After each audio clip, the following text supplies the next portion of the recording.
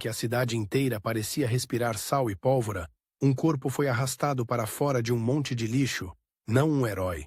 De pedra, não uma imagem de altar, mas um homem de carne, a pele colada ao osso, a boca aberta como quem tenta engolir ar e não consegue, e setas, muitas, cravadas nos ombros, no peito, na coxa, como se o próprio céu tivesse decidido pregar aquele corpo numa árvore invisível. O sangue já não era vermelho vivo, era escuro, grosso, misturado com poeira e folhas apodrecidas, um cheiro ácido quase doce de ferida aberta. Quem olhasse de perto sentiria no estômago a vontade de virar o rosto. E mesmo assim, não conseguiria parar de olhar. E é aqui que a história te prende pelos três lados.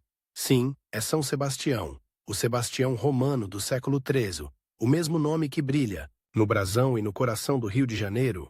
Você não foi enganado pelo título, é ele. Só que a parte que quase ninguém conta é que antes de ser santo e padroeiro, antes de ser celebrado em procissões e cantado em samba, ele foi um jovem treinado para obedecer ao Império.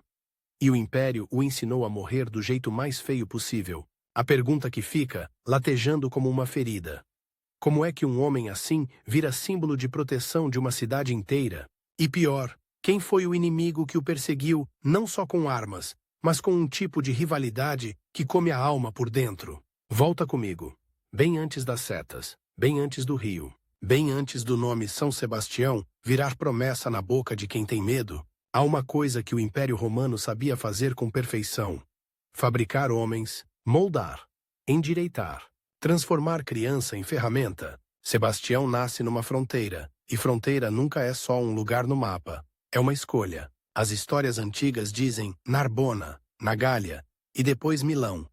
Outros dizem apenas que ele foi criado entre duas culturas, dois modos de falar, dois jeitos de rezar. E esse detalhe importa mais do que parece, porque um menino que cresce ouvindo duas línguas aprende cedo uma habilidade perigosa: ouvir o que está por trás das palavras, o que as pessoas não dizem, o que escondem.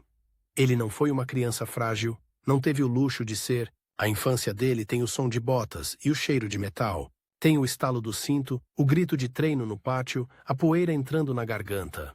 Meninos como Sebastião aprendiam cedo a sustentar o olhar sem piscar, a não demonstrar fome, a não mostrar dor. Se você pensa que isso é disciplina bonita, lembra.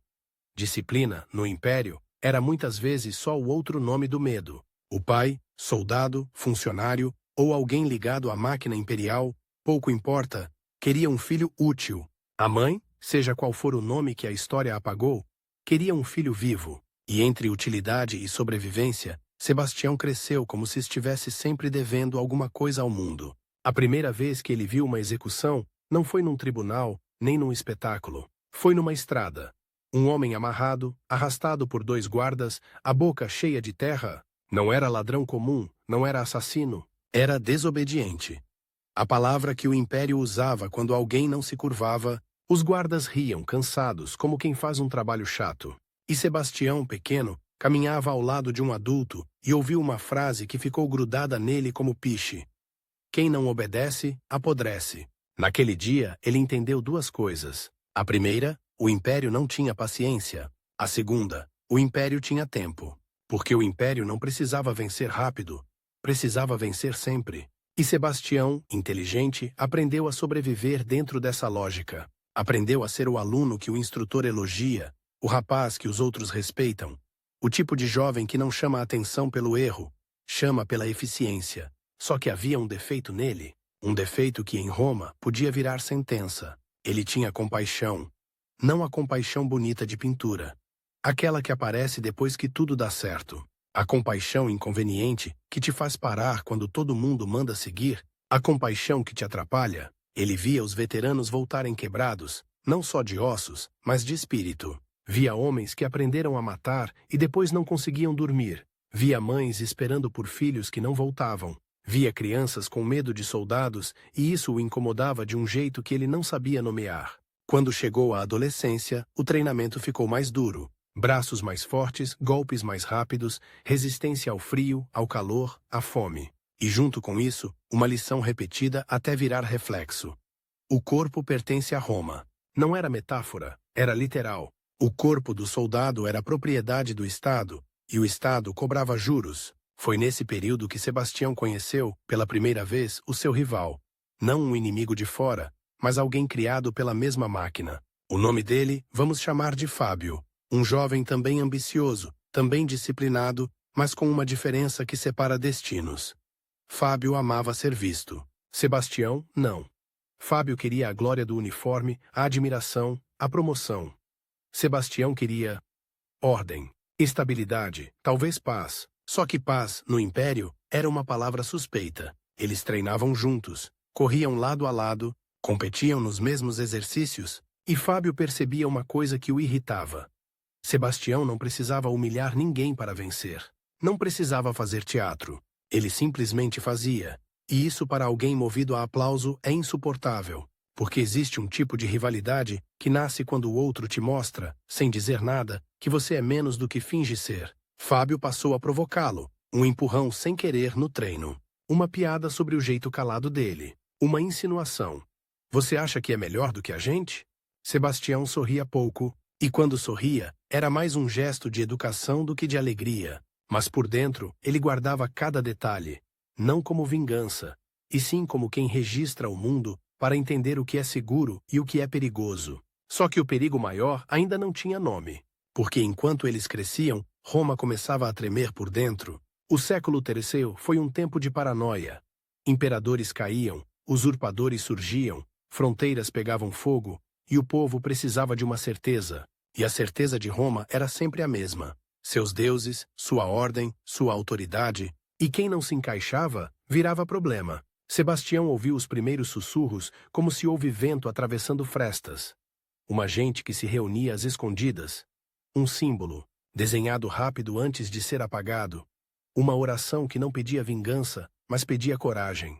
Um tipo de fé que não precisava de estátuas enormes. O que para o Império era ainda mais assustador, porque o que não precisa de pedra pode se espalhar como fogo. Ele não era cristão ainda. Não do jeito assumido, definitivo, mas a história de homens e mulheres que encaravam punição sem negar aquilo em que acreditavam começou a mexer com ele, não por romantismo, por lógica. Roma ensinava que o medo governa, e no entanto, havia pessoas que não obedeciam ao medo. Como? Uma noite, já jovem, ele viu uma cena que o perseguiu por muito tempo. 2 prisioneiros eram levados em silêncio, amarrados, sujos, marcados. A luz da tocha tremia e fazia sombras dançarem nas paredes. Um deles, mais velho, estava tão fraco que mal conseguia andar. O guarda que os conduzia perdeu a paciência e deu uma coronhada na nuca do homem. O som foi seco e o corpo caiu como saco. Um riso curto ecoou, e foi aí que aconteceu o detalhe que muda a vida de alguém. O outro prisioneiro não xingou, não implorou, não tentou fugir. Ele se ajoelhou ao lado do companheiro caído, colocou a mão na cabeça dele e disse, com a voz baixa e firme, como se falasse com o próprio universo, não está sozinho. Aquilo atingiu Sebastião como uma lâmina, porque ele conhecia homens fortes, conhecia homens cruéis, conhecia homens covardes, mas aquele tipo de força, uma força que se ajoelha, ele nunca tinha visto. No dia seguinte, ele tentou esquecer. Enterrou a memória no treino, no suor, no barulho de escudo batendo. Só que lembrança enterrada, quando tem peso, vira pedra no peito. O caminho natural para um jovem como ele era claro. Ascender, entrar para uma unidade de elite, ser notado, subir. E Roma, quando decide premiar alguém, faz com ostentação. Porque prêmio também é propaganda. Foi assim que Sebastião começou a ser empurrado na direção do centro do mundo.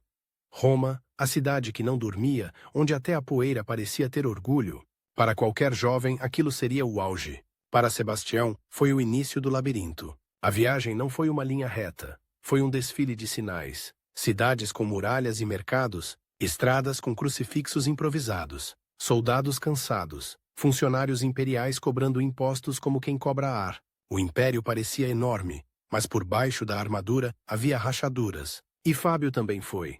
Sempre perto, sempre olhando, sempre comparando. Em Roma, a vida militar era outra escala. O treinamento era mais sofisticado, a política mais venenosa. Cada elogio podia ser armadilha, cada amigo um futuro delator, e a unidade onde Sebastião foi parar tinha uma função especial: estar perto do poder, perto do palácio, perto do imperador. Perto das decisões que viravam vida ou morte para milhares, ele se destacou rápido, não por bajulação, por competência. A postura, a calma, a precisão. Ele tinha o tipo de presença que tranquiliza superiores e impõe respeito sem levantar a voz. E foi isso que acendeu o ódio silencioso de Fábio, porque Fábio também era bom, mas parecia sempre precisar provar. E quando alguém prova demais, acaba revelando que tem medo de não ser suficiente. Sebastião começou a ouvir conversas que não eram para ouvidos jovens. Sussurros sobre perseguições, sobre limpeza, sobre ordens que viriam.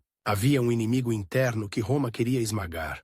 Os cristãos, vistos não apenas como religiosos diferentes, mas como uma ameaça à unidade do Estado, eles não queimavam incenso aos deuses oficiais, não juravam lealdade espiritual ao imperador, e para um império sustentado por símbolos, negar o símbolo era atacar a fundação. Só que Sebastião, ao contrário de muitos, não sentiu prazer em caçar. Sentiu incômodo, quase vergonha. E vergonha é perigosa para um soldado. Ele tentou racionalizar. Não é meu papel. Eu só obedeço. Eu não escolho as ordens. Mas cada justificativa era uma corda apertando, e então veio um encontro pequeno. Pequeno por fora, gigante por dentro. Numa rua estreita, ele viu uma mulher oferecer pão a um homem escondido. O gesto foi rápido, quase invisível. A mulher olhou para os lados como quem sabe que pode morrer por aquilo. Sebastião, a poucos passos, podia ter gritado, podia ter prendido, podia ter mostrado serviço, mas ele não fez nada. E quando a mulher desapareceu na multidão, Sebastião sentiu algo que não se aprende em treinamento. O gosto de escolher. No mesmo dia, Fábio o encarou com um sorriso torto. Você viu, não viu? A voz era baixa, mas a ameaça era clara. Sebastião manteve o rosto neutro. Eu vejo muita coisa. E finge que não vê. Isso também é uma escolha. Fábio se aproximou. Cuidado. O Império não gosta de homens que escolhem por conta própria. Sebastião percebeu ali qual seria o verdadeiro conflito. Não era só Roma contra cristãos. Era Fábio contra Sebastião, um querendo ser o modelo perfeito do soldado, obediente, brilhante, implacável, e o outro começando a virar algo que Roma não sabia, catalogar um soldado com consciência. E consciência, para o Império, é uma doença contagiosa. A tensão cresceu, como cresce fogo em palha seca, silenciosa no começo, depois impossível de conter. Sebastião passou a notar padrões, certos nomes sumiam, certas casas eram vigiadas, certos prisioneiros eram levados à noite, e sempre a mesma lógica. Isso é necessário. Necessário para quê? Para manter o poder? Para manter o medo? Para que ninguém ousasse ajoelhar-se ao lado de outro e dizer: não está sozinho. As noites em Roma têm um tipo de escuridão diferente. Não é a ausência de luz, é o excesso de segredos. Numa dessas noites, Sebastião viu dois guardas conversando enquanto limpavam sangue do chão de um corredor. Eles falavam como quem comenta o clima. Hoje foi mais um grupo. Dizem que cantavam. Loucos. E riam. A risada naquele corredor parecia bater nas paredes e voltar mais suja. Sebastião ficou parado tempo demais. Um dos guardas o notou. Problema, soldado? Sebastião engoliu seco. Nenhum. Mas por dentro, havia um problema enorme. E ele tinha nome. A pergunta que não cala. Por que alguém cantaria indo para a morte? Fábio, como um animal farejando fraqueza, começou a se aproximar mais, a oferecer amizade, a fingir preocupação, porque rival esperto não te ataca de frente, ele te faz falar. Você é diferente, Sebastião. Fábio dizia com voz mansa, você não se diverte como os outros, não comemora, não se empolga, parece sempre em outro lugar. Sebastião respondia com frases curtas, como quem fecha portas, mas o cerco estava montado. E sem perceber, ele já tinha sido marcado, não por crime, mas por silêncio. Foi nesse clima que Sebastião recebeu uma tarefa que parecia simples. Acompanhar uma patrulha em uma área onde se escondiam agitadores. O termo agitador era elástico. Podia significar qualquer pessoa, e era isso que tornava tudo mais terrível. Quando a lei vira neblina, qualquer um pode desaparecer. A patrulha avançou por vielas. O cheiro de comida, suor, fumaça, crianças correndo, gente desviando o olhar quando via a armadura. As mãos de Sebastião apertavam o cabo da arma com força controlada. O coração, não. Numa porta, ouviram um sussurro. Um dos soldados bateu com violência. Abram! Silêncio. De novo. Abram! A porta cedeu. Lá dentro, nada de armas, nada de conspiração. Só uma família, um velho, um jovem, uma menina com olhos grandes demais para o rosto e em um canto quase escondido, um símbolo discreto riscado na parede, simples, mas suficiente para condenar. A menina olhou para Sebastião, não chorou, não gritou, só olhou como se perguntasse sem palavras: "Você vai ser o monstro que disseram que você seria?" E Sebastião sentiu o estômago revirar, como se aquela cena quisesse vomitar o império para fora dele. Um soldado da patrulha se aproximou do velho e o puxou pelo braço. O velho gemeu. A menina deu um passo à frente. O soldado levantou a mão. Sebastião segurou o pulso dele no ar, não com raiva explosiva, mas com uma calma gelada. Sem isso, o soldado arregalou os olhos ofendido. "Quem você pensa que é?" Sebastião soltou devagar. "Eu sou alguém que não bate em velho para se sentir grande." A patrulha ficou tensa, e do lado de fora alguém assistia. Sempre havia alguém assistindo. Mais tarde, no retorno, Fábio apareceu como se tivesse brotado da sombra. "Belo espetáculo. Eu só impedi excesso." "Excesso?" Fábio riu, curto. "Desde quando misericórdia é função de soldado?" Sebastião sentiu a armadilha. "Desde que eu decido." Fábio aproximou o rosto. "Você não decide nada. Você usa o uniforme de Roma. Roma decide. E se Roma perceber que você está inclinando o coração para o lado errado, vai fazer de você um exemplo." A palavra exemplo entrou na cabeça de Sebastião como um prego. Porque exemplos em Roma eram feitos com sangue.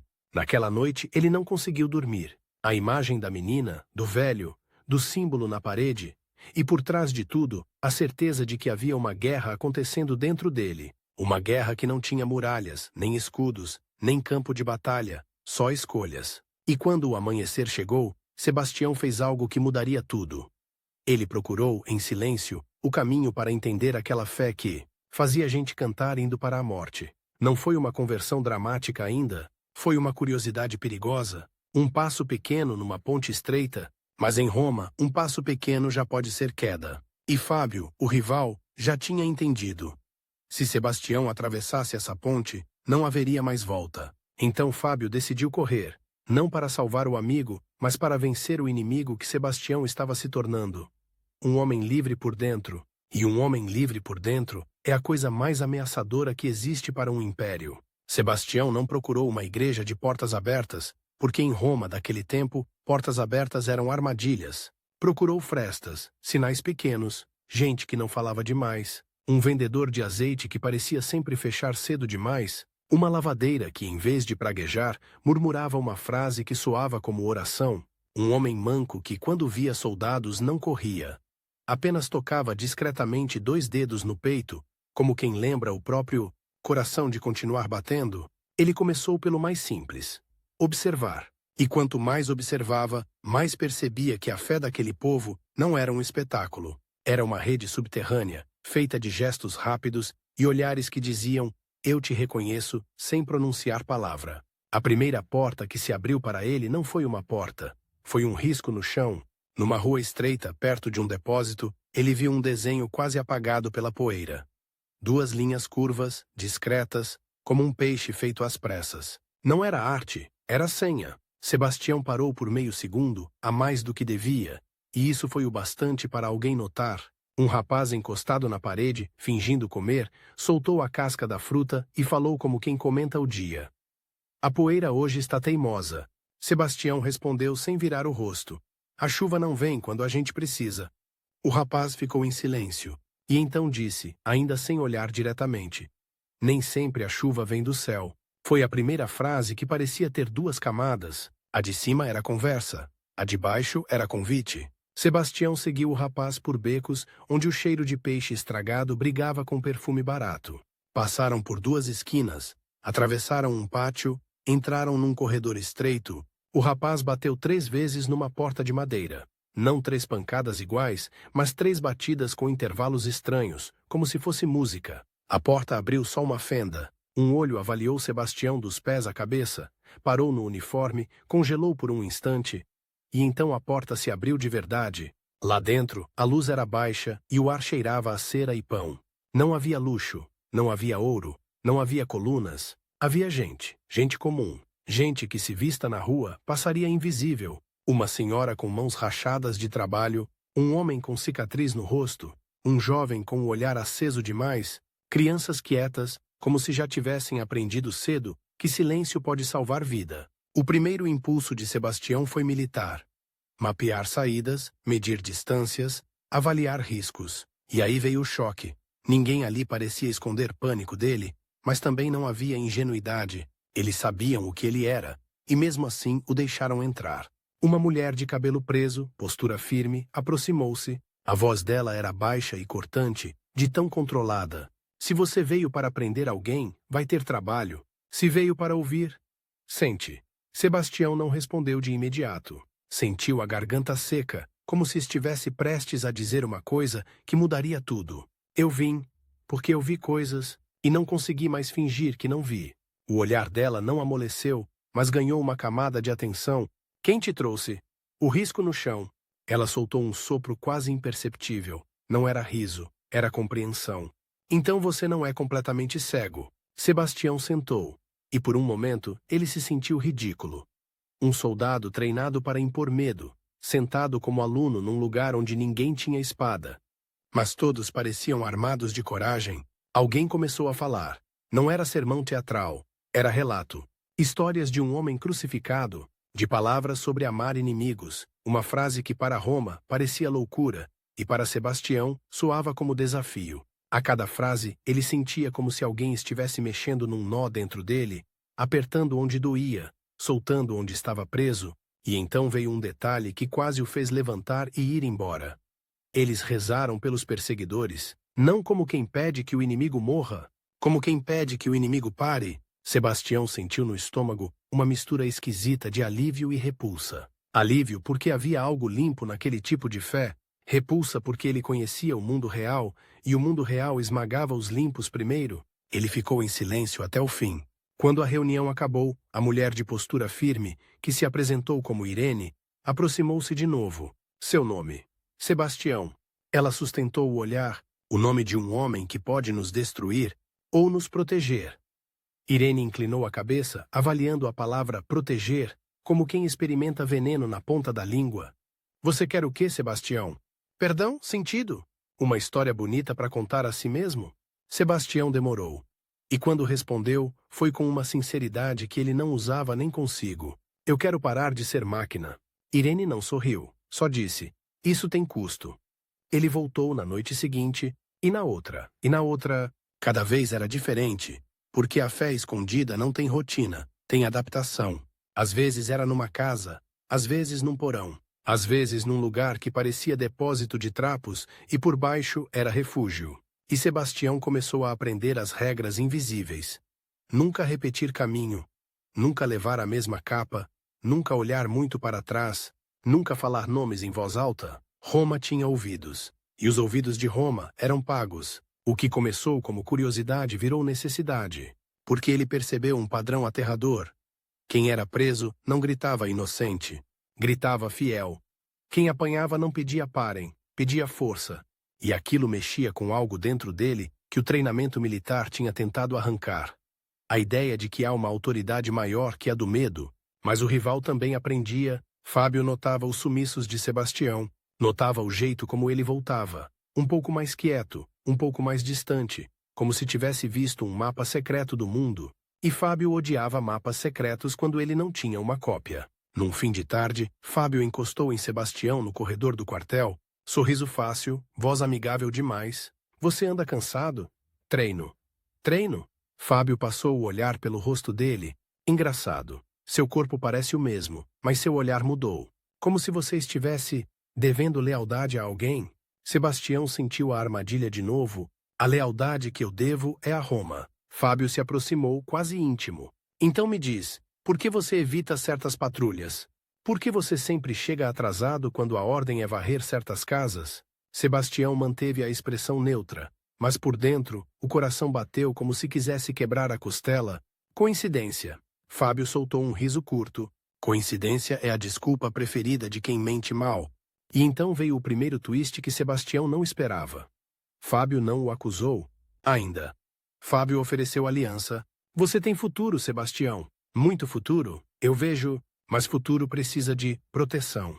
Eu posso ser essa proteção. A mão de Fábio tocou o ombro dele, gesto de camaradagem que parecia uma coleira. E em troca, eu só quero uma coisa. Nunca me deixe parecer menor do que você. Sebastião entendeu o veneno escondido. Fábio não queria amizade. Queria domínio. Queria que Sebastião fosse a escada para ele subir. Sebastião não respondeu. O silêncio foi a resposta. Fábio tirou a mão devagar. Tudo bem, só não esquece, em Roma, quem não tem aliados vira alimento. E Roma tinha fome. Enquanto isso, no subterrâneo de luz baixa, Sebastião começou a se aproximar de um homem mais velho, chamado Caio. Não era um líder. Visível porque liderança visível morria rápido. Caio falava pouco, mas cada frase parecia feita de pedra. Você carrega a espada, Caio disse uma noite, mas tem mãos de alguém que não quer usá-la. Eu usei, Sebastião confessou. E isso não sai de mim. Caio olhou para ele sem julgamento, o que foi quase pior. A questão não é o que sai de você, é o que entra agora. Sebastião aprendeu com eles como era virar cristão, sem fogos de artifício. Não era um salto romântico, era um desmantelamento. Um desmontar de dentro para fora. Uma troca de centro. O império deixava de ser o eixo do universo. Só que trocar de eixo é perigoso quando você vive em cima da engrenagem. A grande virada aconteceu numa madrugada em que ele foi chamado às pressas. Não no quartel. No subterrâneo, Irene apareceu ofegante, o rosto sujo de poeira. 2 foram presos, um deles é Marcos. Eles vão levá-los para interrogatório ao amanhecer. Marcos era jovem, tinha riso fácil e uma coragem que beirava a imprudência. Sebastião tinha conversado com ele algumas vezes. Não eram amigos íntimos, mas naquela rede, qualquer fio puxado podia arrebentar todo o tecido. Sebastião sentiu um gelo no corpo. Onde? Irene não falou o lugar em voz alta. Só fez um gesto, um mapa imaginário desenhado no ar. Sebastião entendeu. Era uma prisão próxima ao centro, com guardas que ele conhecia. A cabeça militar dele começou a montar planos automaticamente. Horários, turnos, troca de guarda, chaves, rotas, e aí veio a parte que o assustou. Ele era muito bom nisso. Bom demais. Como se toda a vida dele tivesse sido treinamento para salvar gente. Da própria máquina que o treinou. Ele foi ao local antes do amanhecer. Não sozinho. Um homem baixo, chamado Lúcius, e uma jovem silenciosa, Helena, o acompanharam. Não carregavam armas visíveis. Carregavam coragem, o que naquele contexto era mais pesado do que espada. Sebastião se aproximou do portão como se estivesse em serviço. Uniforme arrumado, postura correta, olhar de quem manda. O guarda abriu caminho, acostumado a obedecer alguém com aquele tipo de presença. Lá dentro, o cheiro era de urina, ferro e desespero. Corredores úmidos, uma lâmpada tremendo, um grito distante que fazia o estômago virar. Marcos estava numa cela, a roupa rasgada, o rosto inchado. O outro prisioneiro, mais velho, sangrava pela boca. Quando Marcos viu Sebastião, primeiro arregalou os olhos de medo, porque viu um soldado, e então reconheceu algo no olhar dele. A tentativa de não ser monstro. Sebastião se inclinou, falou baixo, rápido. Eu vou tirar vocês daqui. Marcos cuspiu sangue e riu, um riso sem alegria. Você? Um deles? Sebastião engoliu seco. Eu estou tentando deixar de ser. Foi ali, no lugar mais sujo, que Marcos disse a frase que mudou o centro de Sebastião de vez. Então prova, não com palavras, com risco. Risco. A palavra voltou como eco do peixe riscado no chão. A fé dele sempre pedia isso. Prova com risco. Sebastião subornou um guarda com uma bolsa pesada. O guarda tentou esconder o sorriso. Você vai se meter em problemas. Sebastião respondeu sem emoção. Eu já estou... Conseguiram tirar os dois pela rota dos depósitos, escondidos sob panos e caixas, como mercadoria. Cada passo parecia uma eternidade. Um rangido de porta parecia trombeta de fim do mundo. E quando finalmente cruzaram a última saída, o ar frio da rua bateu no rosto de Sebastião como se fosse batismo. Só que o batismo verdadeiro ainda não tinha acontecido. A fuga funcionou. E isso foi justamente o que tornou tudo mais perigoso. Porque Roma perdoa muitas coisas, menos ser enganada. No dia seguinte, a notícia correu pelos corredores do quartel. 2 prisioneiros sumiram. Guardas foram humilhados. Um superior gritou com todos. E no meio do caos, Fábio estava calmo demais. Calmo como quem sabia. Ele se aproximou de Sebastião no pátio, em voz baixa. Você tem mãos rápidas. Sebastião tentou manter a cara de pedra. Não sei do que você está falando. Fábio fez um gesto mínimo, quase invisível. 2 dedos tocando o próprio peito. A mesma marca discreta que Sebastião já tinha visto em cristãos. O mundo de Sebastião parou. Fábio continuou com doçura venenosa. Você achou que era o único com segredos? Eu também sei onde a chuva cai. Era um twist cruel. Fábio sabia. Talvez não fosse cristão. Talvez apenas tivesse aprendido a imitar sinais para caçar melhor. Mas o gesto dizia: eu estou dentro do seu labirinto. Sebastião sentiu uma raiva fria. O que você quer? Eu já disse. Fábio sorriu. Eu quero que você pare de ser o herói silencioso. Eu quero ser eu a mão que salva. Eu a voz que manda. Eu o nome que sobe. Você pode ser útil. Se ficar no seu lugar. Sebastião encarou Fábio. A vontade de quebrar aquele sorriso era grande. Mas ele sabia. Violência era a língua em que Fábio era fluente. Se Sebastião falasse essa língua, perderia. Ele respondeu com calma. Eu não estou competindo por título. Está competindo por almas? Fábio aproximou o rosto. E nessa competição, eu não perco. A ameaça agora era explícita. Fábio transformaria aquela fé escondida numa arena. E arenas, em Roma, sempre terminavam em sangue. Naquela mesma semana, Caio disse a Sebastião: se você vai ficar entre nós, não pode ficar com um pé em cada chão. O Império vai arrancar suas pernas. Sebastião respirou fundo. O que você quer de mim? Não eu. Caio apontou para cima, não para o céu físico, mas para algo maior. Você sabe. E veio o pedido que parecia impossível. O batismo, não com água de fonte cristalina, nem com festa, mas com uma bacia simples, num lugar escondido, com meia dúzia de pessoas que poderiam morrer se aquela porta fosse arrombada. Na noite marcada, Sebastião entrou numa casa que parecia abandonada. Lá dentro, uma vela, uma bacia, um pano limpo. Irene, Caio, Helena, Lucius e Marcos, ainda com marcas no rosto, de pé, como testemunha viva de risco. Caio falou baixo. Você entende o que isso significa? Sebastião sentiu um calor no rosto. Significa que eu deixo de pertencer a Roma por dentro. E por fora? Por fora, eu viro alvo. Caio assentiu, como quem reconhece um soldado. Então diga, Sebastião, quem é seu senhor? E Sebastião, que tinha sido treinado para dizer Roma, sentiu o peito apertar como se algo antigo estivesse sendo arrancado. A voz dele saiu firme, mas carregada de uma espécie de tremor limpo. Cristo. Quando a água tocou a testa dele, não houve trovão. Houve silêncio. Um silêncio pesado, como se o mundo inteiro prendesse a respiração. E dentro desse silêncio, Sebastião percebeu a coisa mais assustadora e mais libertadora.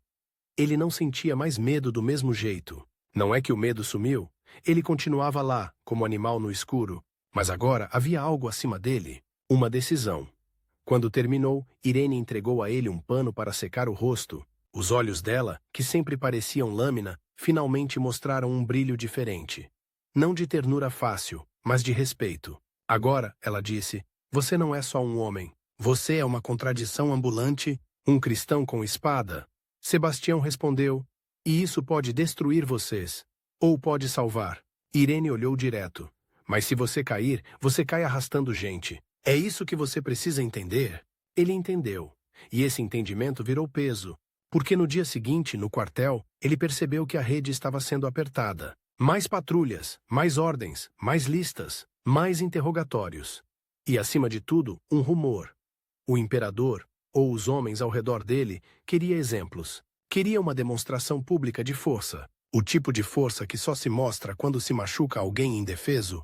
Sebastião ouviu um superior dizer, vamos limpar essa superstição de uma vez? Superstição. Era assim que chamavam aquilo que fazia gente enfrentar morte sem se curvar.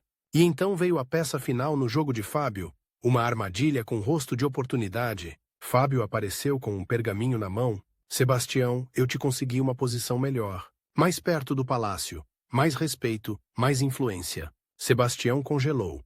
Influência significava poder para ajudar os cristãos. Mas também significava exposição. Luz forte. E a luz forte revela manchas. Por que você faria isso? Sebastião perguntou. Fábio sorriu como quem oferece vinho e esconde veneno.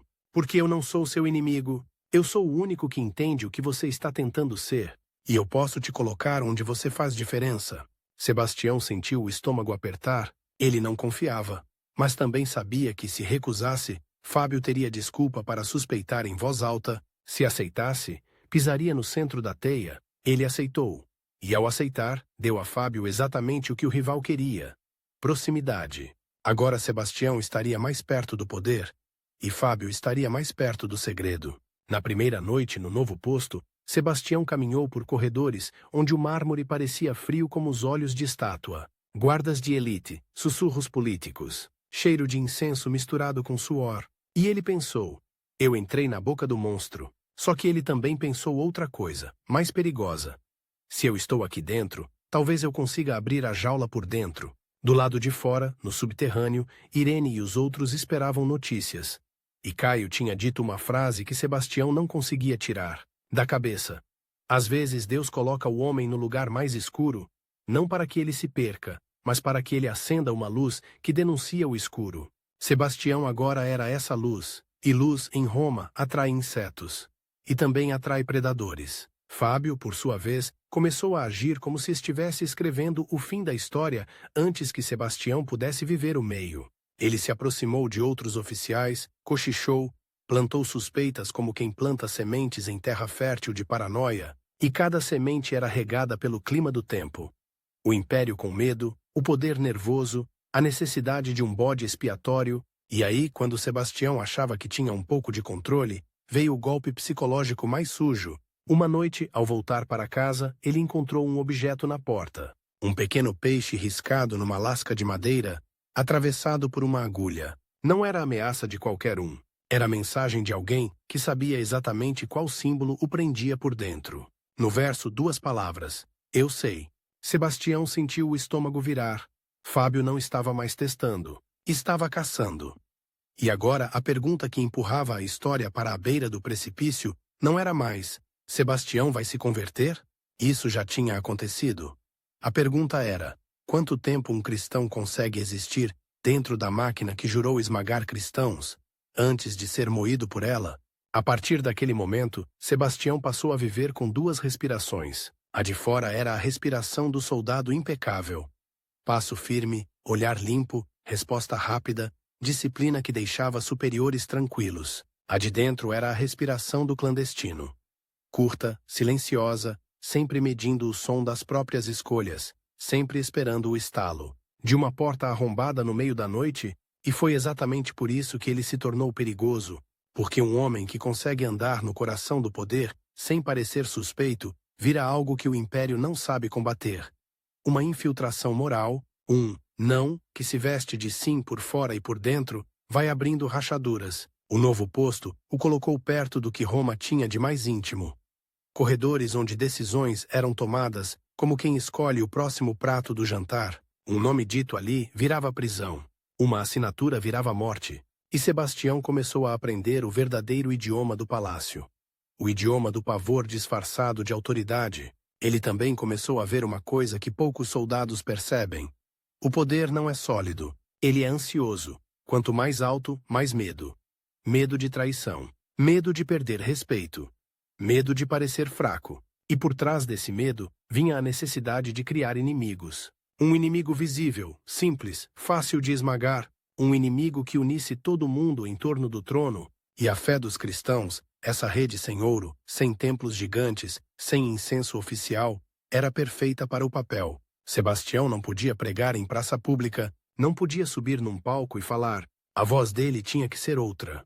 Uma voz que atravessava grades. Ele começou pela parte mais cruel do sistema. As prisões. Não foi heroísmo de filme, com espada brilhando e música crescendo. Foi a coragem suja, cotidiana, de entrar onde o ar já desistiu de ser ar.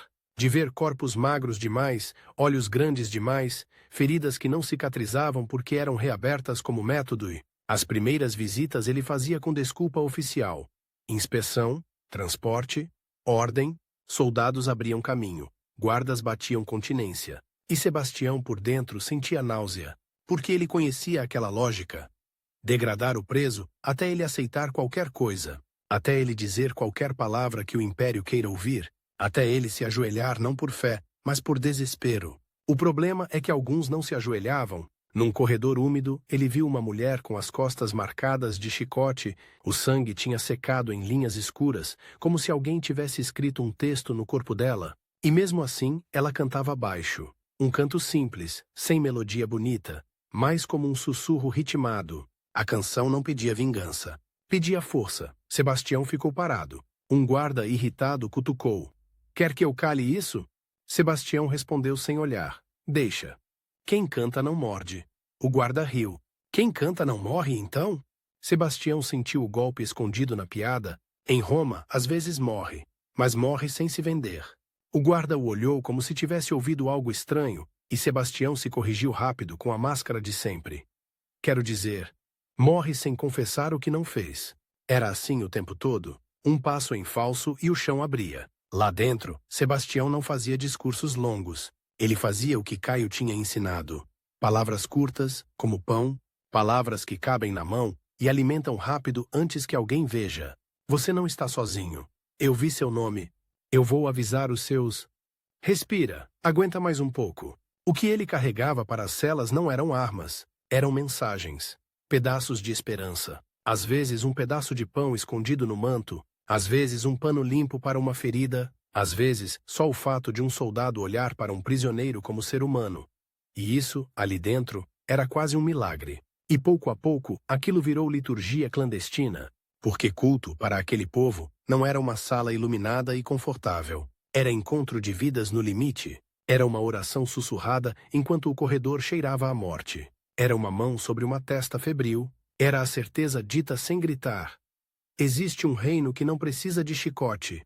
Sebastião começou a ser chamado, não por título militar, mas por um apelido que corria pelos cantos.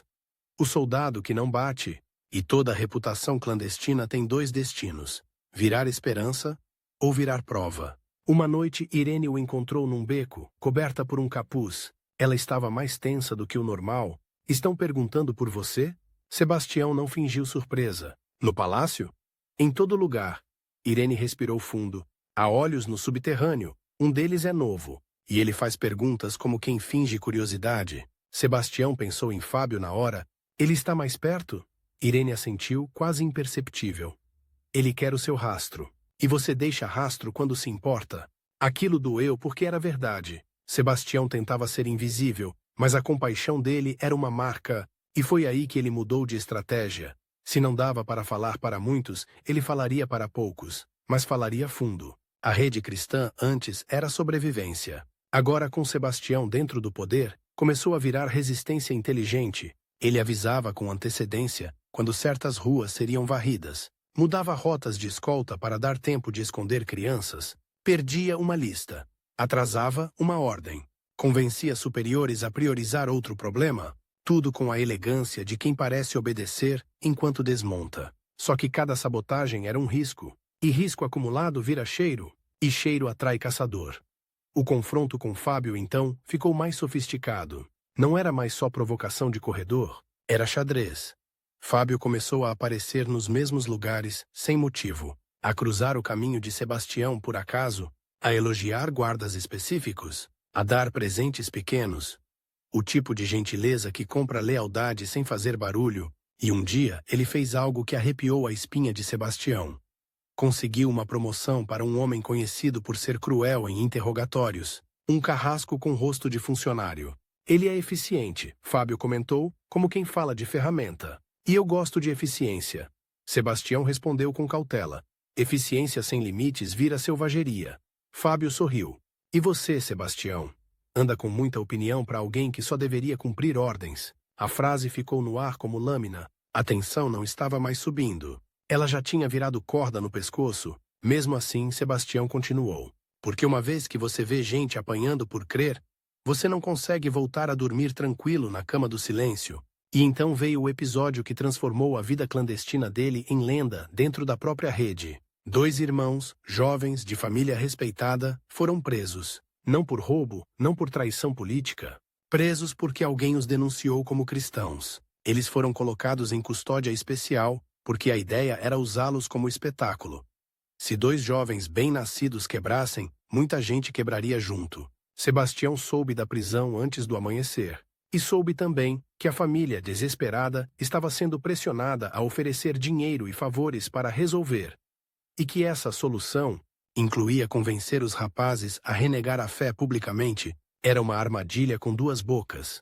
Se eles renegassem, virariam propaganda do império. Se não renegassem, virariam mártires. Em qualquer caso, Roma ganhava. Sebastião decidiu entrar.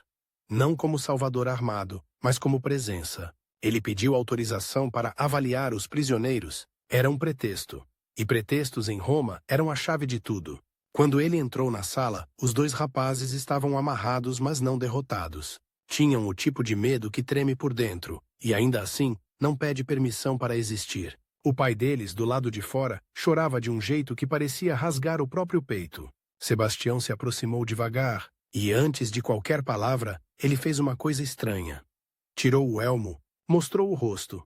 Eu não vim como soldado, ele disse baixo. Vim como homem. Um dos irmãos riu, amargo. Homem? Com esse uniforme? Sebastião não discutiu, apenas aproximou a voz do ouvido dele, como quem passa um segredo. Às vezes Deus se esconde até no ferro. O outro irmão, mais atento, olhou fixo. Quem é você? Sebastião respirou. Alguém que sabe como o medo funciona, e alguém que quer que vocês não sejam engolidos por ele? Eles ficaram em silêncio. O silêncio de quem mede uma armadilha. Sebastião então fez o que Fábio jamais faria. Falou de dor com honestidade. Vocês podem cair hoje, podem gritar, podem renegar. Eu não vou fingir que o corpo de vocês não vai tremer, mas eu quero que entendam uma coisa. Roma não quer só a palavra eu renego. Roma quer que vocês se odeiem por dentro por terem medo. E isso é a vitória mais suja do império. Os rapazes engoliram seco. O pai, do lado de fora, ouviu algo e se aproximou da grade, como se quisesse entrar na frase. Sebastião continuou, agora com uma força que parecia crescer quanto mais ele dizia a verdade. O império é um animal que se alimenta da vergonha. Ele põe vocês numa situação impossível e depois cobra que vocês se culpem. Não entreguem a vergonha para ele. Tenham medo, sim, mas não deem a alma. Aquelas palavras ditas num quarto fedorento viraram culto, viraram pregação. Não porque era bonito, mas porque era real. E aí aconteceu o que ninguém esperava. O pai dos rapazes, que tinha vindo implorar para eles desistirem, caiu de joelhos não para mandar, mas para pedir perdão por duvidar. Chorou como criança. E naquele choro, a família inteira começou a se quebrar. Não de desespero, mas de rendição. Não foi mágica. Foi contágio humano. Guardas assistiram à cena com desconforto. Alguns desviaram o olhar, como quem sente vergonha de estar do lado errado. Um deles, mais jovem, fez o sinal discreto no peito, rápido, como se queimasse. Sebastião viu. E entendeu. A fé estava entrando pelas rachaduras do próprio sistema. Só que o que entra pelas rachaduras também deixa marcas. E marcas viram prova para quem está caçando. Na manhã seguinte, Fábio estava no pátio, encostado numa coluna, como quem esperava desde sempre. Ouvi dizer que você teve uma conversa emocionante. Sebastião manteve o rosto neutro. Meu trabalho é manter ordem. Ordem? Fábio ergueu uma sobrancelha. Você chama de ordem quando uma família inteira começa a chorar e os guardas saem do posto com cara de gente que viu fantasma? Sebastião mediu a distância entre eles como quem mede risco. Você está me seguindo. Fábio deu de ombros. Eu protejo Roma, e Roma precisa ser protegida de influências. A palavra influências era a nova forma de dizer cristãos. Só que Fábio dizia como se fosse uma doença. Sebastião respondeu com frieza controlada. Então faça seu trabalho, mas não use meu nome como degrau. Fábio sorriu, e o sorriso dele tinha dentes. Tarde demais, seu nome já está subindo. E quanto mais ele sobe, mais gente olha. Sebastião sentiu o aviso como peso nas costas. Mesmo assim, ele não parou, porque a perseguição aumentou, e com ela aumentou o número de prisioneiros. E, paradoxalmente, aumentou a força da rede. Quanto mais Roma apertava, mais as pessoas se agarravam umas às outras. O império tentava isolar, e eles respondiam com comunidade. As reuniões clandestinas começaram a mudar de tom também. Não eram só refúgio, eram preparação. Preparação para a prisão, para a perda, para a morte. E isso não era falado com poesia, era falado com brutalidade prática. Se levarem você, quem cuida do seu filho? Se torturarem você, qual é a palavra de segurança para não entregar ninguém? Se matarem você, onde está escondido o pão que alimenta os outros? Sebastião assistia a isso com um nó no estômago, porque ele sabia. Estava ajudando pessoas a organizar a própria coragem como quem organiza uma fuga de incêndio. E então veio o momento em que a vida dele virou um fio esticado demais. Uma ordem do alto chegou. Uma grande cerimônia pública. Sacrifícios aos deuses. Um ato de unidade. Oficiais de elite deveriam participar. E alguns deveriam ser exemplos. Jurar fidelidade, queimar incenso, mostrar que Roma e seus deuses eram uma só coisa. Sebastião leu a ordem com as mãos firmes e o coração em tumulto. Queimar incenso era simples. Um gesto pequeno. Um punhado de grãos numa brasa, uma fumaça. E, no entanto, aquele punhado era um contrato. Se ele queimasse, pisaria na própria conversão. Se não queimasse, pisaria na própria vida. Ele tentou pensar como soldado. Posso fazer e depois pedir perdão. Mas a própria frase parecia suja. O que ele mais temia não era morrer. Era virar mentiroso diante do que tinha encontrado no subterrâneo. Naquela noite, ele se encontrou com Caio e Irene num lugar ainda mais escondido que o normal, como se a cidade inteira estivesse cheia de ouvidos. A cerimônia, Sebastião disse, é armadilha. Irene respondeu sem hesitar. Tudo é armadilha agora. Caio olhou fixo. Você sabe o que precisa fazer? Sebastião sentiu a garganta apertar. Eu não quero morrer. Eu não quero deixar vocês sem proteção dentro do palácio. Irene deu um passo à frente. A voz dela saiu firme, mas com uma tristeza contida. A gente não te pediu para ser imortal. A gente te pediu para ser verdadeiro. Essa frase bateu nele como tapa e abraço ao mesmo tempo. Sebastião ficou em silêncio. E então, como se o próprio corpo decidisse antes da mente, ele disse: Eu vou estar lá, mas eu não vou queimar. O ar pareceu ficar mais denso. Caio assentiu devagar. Então a sua pregação vai ser feita com o seu corpo. Sebastião engoliu seco. E Fábio? Irene respondeu. Fábio já está do lado da fogueira? Só falta saber se ele vai te empurrar ou se vai te fazer andar até ela sorrindo. O dia da cerimônia chegou com o tipo de sol que não aquece, só revela. A praça estava cheia. Cheiro de fumaça, perfume de ricos, suor de pobres espremidos, estátuas enormes olhando de cima como se fossem o próprio julgamento. Os oficiais ficaram em fila. O incenso estava ali, pronto, como prova de lealdade. Um sacerdote recitava palavras antigas, e o povo repetia sem pensar. Era teatro. E teatro em Roma era poder. Sebastião estava entre os primeiros. Sentia cada batida do coração como se fosse tambor denunciando. Fábio estava atrás dele, próximo demais.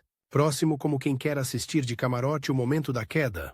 Quando chegou a vez de Sebastião, um silêncio estranho nasceu ao redor. Talvez porque ele fosse conhecido. Talvez porque a tensão já tivesse corrido como boato.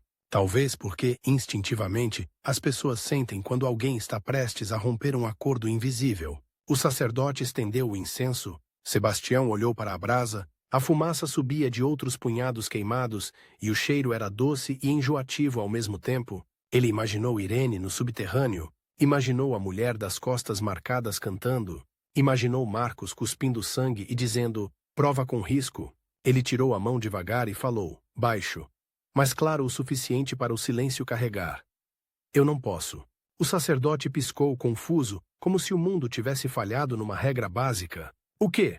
Sebastião repetiu, um pouco mais alto. Eu não posso... O murmúrio começou como vento em capim.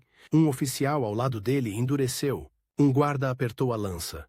E então a voz de Fábio apareceu atrás, suave como seda. Ele está nervoso. Dê a ele um momento. Sebastião virou o rosto só o bastante para ver o sorriso de Fábio. O sorriso dizia, agora você é meu. Fábio se aproximou do ouvido dele e sussurrou. Você ainda pode sair disso. Queima. E depois, no escuro, você reza para o seu Deus e finge que foi prova. Ninguém precisa saber. Sebastião sentiu um nojo subir, não só de Fábio, mas da ideia de negociar a própria alma como se fosse moeda. Ele respondeu com a calma mais perigosa que já teve. Você é meu inimigo porque acha que tudo tem preço. Fábio ficou imóvel por um segundo, e nesse segundo, Sebastião viu o verdadeiro rosto do rival.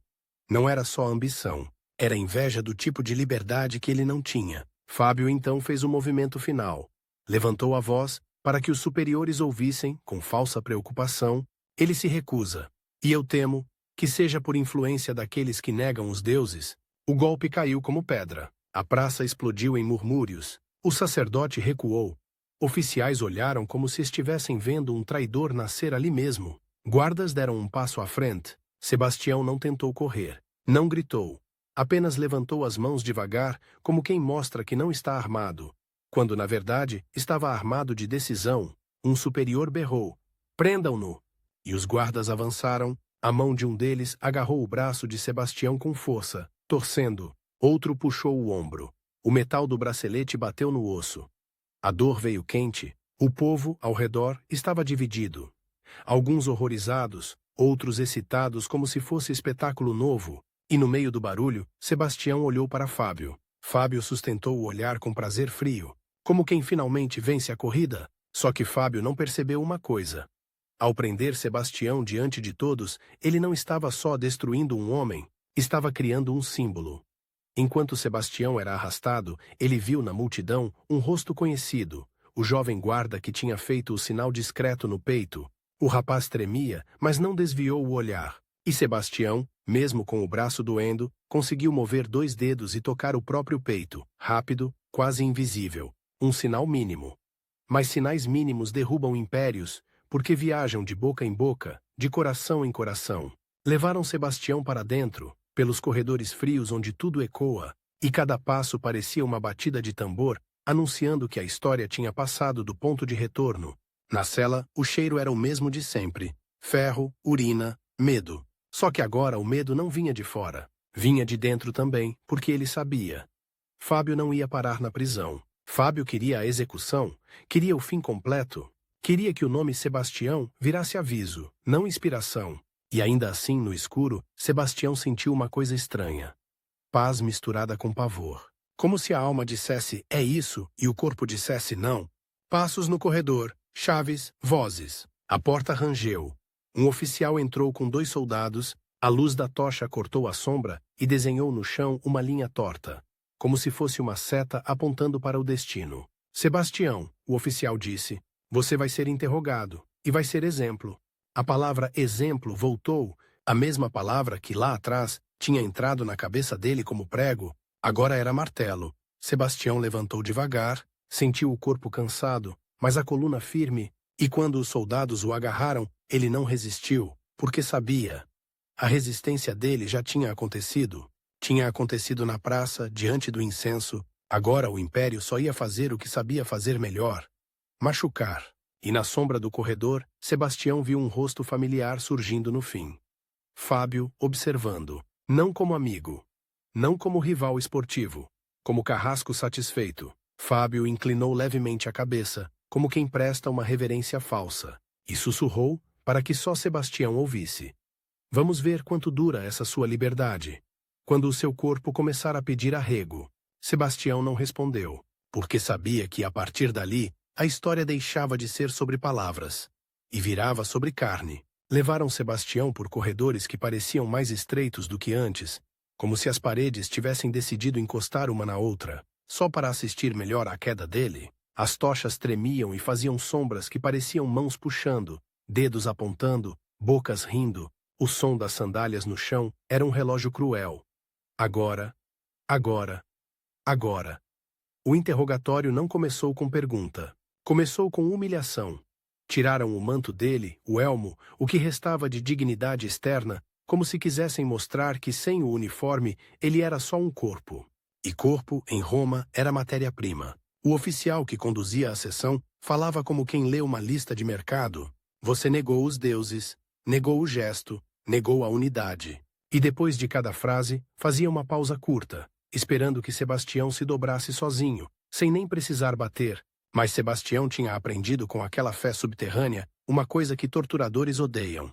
O não pode ser silencioso e, ainda assim, absoluto. Fábio ficou ao fundo no começo, observando como se fosse um espectador elegante num anfiteatro privado. O rival não precisava sujar as mãos, ainda. Ele queria ver até onde Sebastião ia aguentar antes de implorar, porque o verdadeiro troféu de Fábio não era a morte dele, era o som da rendição. Eu só preciso de uma palavra, disse o oficial. Uma, queime incenso e diga que foi loucura, e você volta a ser o exemplo certo. Sebastião respirou. Sentiu o ar entrar como lâmina, sair como fogo. Eu não posso... A primeira pancada veio rápido, como resposta automática do sistema. Um golpe no rosto, seco, que fez a boca encher de sangue e o mundo girar por um segundo. O gosto de ferro na língua, o som do próprio coração batendo dentro do crânio, alto demais. Você pode, o oficial insistiu, irritado. Você escolhe não. Sebastião levantou os olhos com sangue no canto da boca. Exato. Aquilo foi como acender um fósforo numa sala cheia de gás. O oficial se enfureceu. E aí as pancadas ficaram menos disciplina e mais raiva. Elas vinham tentando arrancar não só uma confissão, mas a coragem, tentando transformar convicção em náusea, fé em instinto de sobrevivência. Sebastião sentiu o corpo reclamar, ombros ardendo, costelas chorando por dentro. A visão ficando turva. E por um segundo, a mente dele deu um salto desesperado. Eu vou morrer aqui e ninguém vai saber. Foi nesse segundo que ele lembrou da menina na casa da parede riscada, lembrou do velho, lembrou de Marcos dizendo, prova com risco, lembrou de Irene. A gente não te pediu para ser imortal, a gente te pediu para ser verdadeiro. E ele entendeu, com uma clareza quase cruel, que o verdadeiro, muitas vezes, tem a cara feia do sofrimento. Fábio, então, saiu da sombra e se aproximou como quem vem dar conselhos de amigo. A voz dele era macia demais. Sebastião, olha para você, vale a pena? Ele apontou para o sangue, para o rosto inchado. Por esse povo escondido? Por essa fé que nem te dá proteção?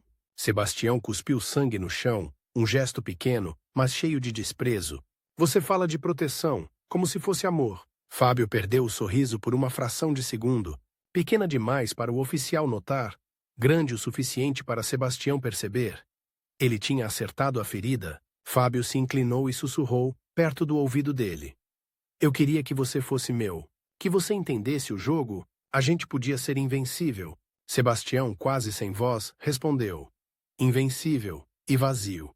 A palavra vazio caiu como insulto. Fábio recuou com o rosto rígido e falou alto para o oficial. Ele é teimoso. Teimosia se cura com exemplo. E aí veio a sentença que transformaria a história numa imagem que atravessaria séculos. Não iam matar Sebastião de forma limpa. Queriam espetáculo, mas sem criar um mártir fácil. Queriam um fim que parecesse punição de criminoso, não coroação de santo. Queriam um corpo que contasse uma história que desse medo de repetir. Decidiram pelas setas. Há algo especialmente repulsivo em setas. Não é um golpe único que apaga. É uma chuva. É o corpo virando alvo. É a morte transformada em treino de tiro. Levaram Sebastião para fora, antes do amanhecer, quando o mundo ainda está cinza e o frio deixa tudo mais nítido. Amarraram-no a um tronco ou a uma estaca, braços estendidos como se fosse parte da madeira. O vento batia na pele ferida e fazia arder como sal em carne viva. Os arqueiros se alinharam. Não eram monstros mitológicos, eram homens comuns, fazendo um trabalho. Essa normalidade é o que dá mais nojo. A crueldade não precisa de ódio. Ela só precisa de rotina. Sebastião ouviu o som das cordas sendo puxadas, um silêncio curto, cheio de expectativa. E por trás ele sentiu o olhar de Fábio, satisfeito, como quem finalmente vê o rival virar objeto. Uma voz gritou ordem. A primeira seta entrou no ombro com um impacto que não é só dor. É surpresa. O corpo não acredita no que está acontecendo. É como se a realidade fosse absurda demais para ser aceita. Sebastião mordeu o grito, mas o ar fugiu. A segunda veio no flanco, rasgando. A terceira na coxa. E então vieram mais, como se o ar tivesse virado espinho. Cada impacto era um choque, uma explosão pequena dentro da carne. O sangue descia quente, misturando com o frio da manhã, formando linhas escuras. O cheiro ficou pesado, ferro, suor, terra. E, em algum momento, o mundo começou a ficar distante. Não porque a dor diminuía, mas porque o corpo, para não enlouquecer, tenta sair de si. A visão escureceu pelas bordas, o som ficou abafado, como ouvido mergulhado em água. Fábio se aproximou do tronco, olhou para o corpo atravessado, como quem avalia um trabalho bem feito. Pronto, ele disse baixo, talvez só para si. Agora você aprende. Sebastião tentou focar o olhar nele. A boca tremia, o corpo queria desmaiar. Mas ele conseguiu, ainda assim, um último gesto de desafio. Não pediu. Não negociou. Só olhou. E esse olhar, o olhar de alguém que sangra e ainda assim não se curva, ficou preso em Fábio como espinho. Porque era a prova de que o rival tinha vencido o corpo. mas não tinha dominado o centro. Fábio virou o rosto, irritado com a própria sensação, e ordenou que o deixassem ali, até acabar. Quando todos foram embora, o lugar ficou silencioso. Pássaros distantes, folhas tremendo, o mundo continuando como se nada tivesse acontecido. E é aqui que a história dá o golpe mais estranho, quase inacreditável. O twist que parece desafiar a própria lógica do Império. Sebastião não morreu. O corpo dele ficou ali como lixo, como advertência, como objeto de esquecimento. Mas a morte, por alguma razão, não fechou a porta. Ele desmaiou, afundou num estado entre vida e fim, respirando tão fraco que qualquer um juraria que era cadáver. Foi então que Irene apareceu, não sozinha, e não de dia. Veio com gente que sabia andar na sombra. Ela tinha mãos firmes e estômago forte, porque para tocar aquele corpo era preciso não desmaiar com o horror. Quando ela chegou perto, o cheiro de sangue seco e ferida aberta quase colou na garganta. Ela viu as setas, uma por uma, como se cada uma fosse uma assinatura do ódio. E ainda assim, quando ela encostou 2 dedos no pescoço dele, sentiu algo mínimo, um pulso. A cidade inteira poderia ter dormido em paz, achando que o exemplo estava morto. Irene não deixou. Ela e os outros tiraram Sebastião dali como quem rouba um tesouro sujo. Arrastaram, cobriram, carregaram em silêncio. Cada passo era risco. Se alguém visse, não seria só prisão, seria massacre. Levaram-no para um lugar escondido. Uma casa simples, um quarto escuro, um canto onde o mundo não chegava fácil. Lá, Irene começou o trabalho mais difícil. Arrancar o império de dentro da carne dele. Tirar setas não é poético, é brutal. É puxar madeira e ferro de um corpo que não quer ser tocado. É ver o sangue recomeçar a sair. É ouvir gemido involuntário. É sentir o próprio estômago virar quando a ponta da seta sai com um estalo úmido. Irene lavou feridas com água que parecia pouco demais para tanta dor. Fez com pressas. Limpou pus quando começou a aparecer. O cheiro era terrível. E mesmo assim, ela não parou. Porque ali não era só cuidado médico, era um ato de guerra. Cuidar de um condenado era declarar que Roma não tinha controle total. Dias passaram. Sebastião oscilava entre febre e lucidez. Às vezes abria os olhos e achava que ainda estava preso ao tronco. Às vezes chamava o nome de ninguém. Às vezes sussurrava frases desconexas, como se estivesse pregando para fantasmas. Num desses momentos, ele abriu os olhos e viu Irene sentada ao lado, exausta, o rosto marcado de noite sem dormir. Ele tentou falar, mas a voz saiu como areia. Por quê? Irene respondeu sem dramatizar. Porque você é nosso. Sebastião engoliu com dificuldade. Eu vou colocar vocês em perigo. Irene aproximou o rosto. Os olhos dela, sempre firmes, estavam vermelhos de cansaço e algo parecido com raiva. Você já colocou. E a gente continua aqui? Porque a fé não é seguro de vida. É decisão. Sebastião fechou os olhos. Uma lágrima escapou, misturada com suor. Não era só gratidão. Era uma dor funda por perceber o quanto ele ainda tinha medo. Quando melhorou o bastante para sentar, Caio veio vê-lo. Olhou para o corpo cheio de marcas e disse algo que parecia simples demais para carregar tanta história. Você voltou? Sebastião respirou fundo. Voltei. Mas para quê? Para morrer de novo? Caio respondeu. Para escolher de novo. E aí veio o segundo twist, o que sela o destino e transforma Sebastião de sobrevivente em mártir consciente. Sebastião podia fugir. Podia sair de Roma. Podia se esconder em alguma província. Podia viver no subterrâneo como muitos. Ele tinha a chance real de desaparecer. Mas o que aconteceu com as setas mudou algo nele. Porque ele entendeu a lógica do império. Roma queria que a história acabasse com medo. Queria que o exemplo fosse silêncio. Queria que todos aprendessem a se esconder, a baixar a cabeça, a negociar a própria verdade com um punhado de incenso. Sebastião olhou para o próprio corpo e pensou: se eu sobrevivi e me escondo, Fábio vence do jeito que mais deseja. Ele me torna covarde. E isso ele não suportava. Uma noite, ainda fraco, ele se levantou cambaleando. Irene tentou impedi-lo. Você não aguenta caminhar direito. Eu aguento o bastante, ele respondeu. Para quê, Sebastião? Ele olhou para ela com uma tranquilidade assustadora.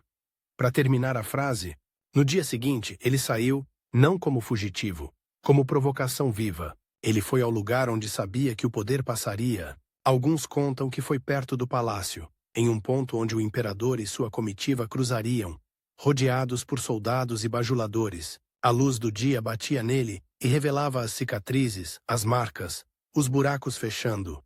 Prova ambulante de que Roma tinha tentado apagar e falhou. Quando a comitiva apareceu, houve um murmúrio. Alguns guardas reconheceram o rosto e empalideceram como se vissem cadáver andando. Fábio também estava lá.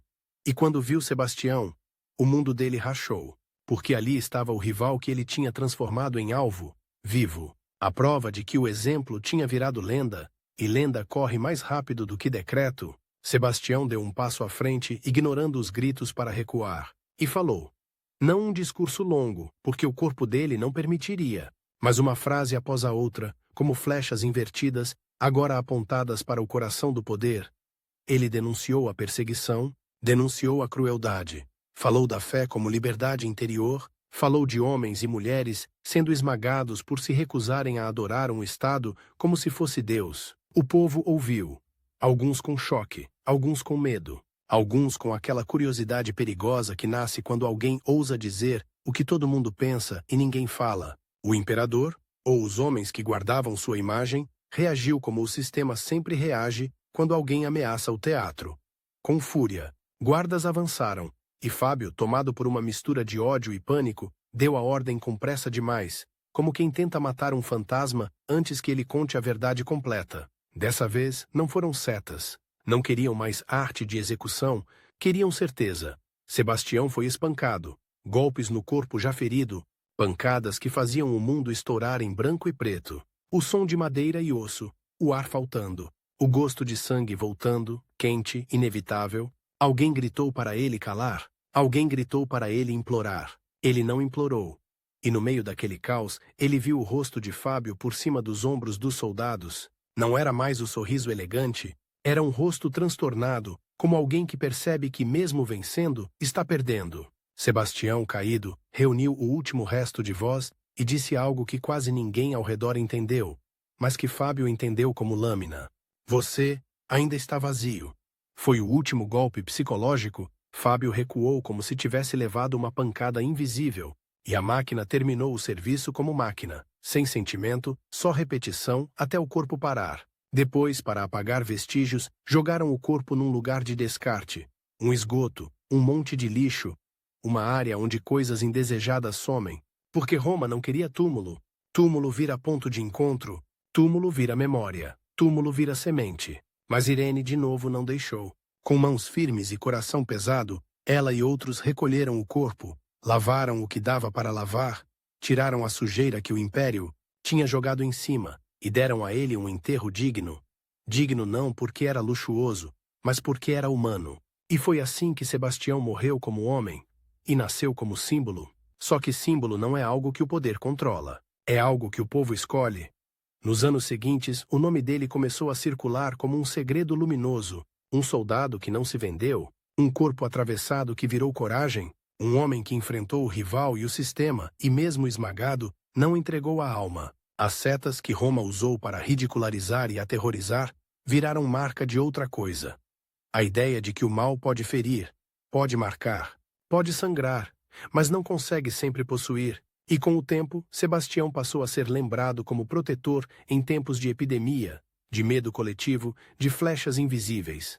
Aquelas que não vêm de arqueiros, mas vêm de doenças, fome, violência, desespero.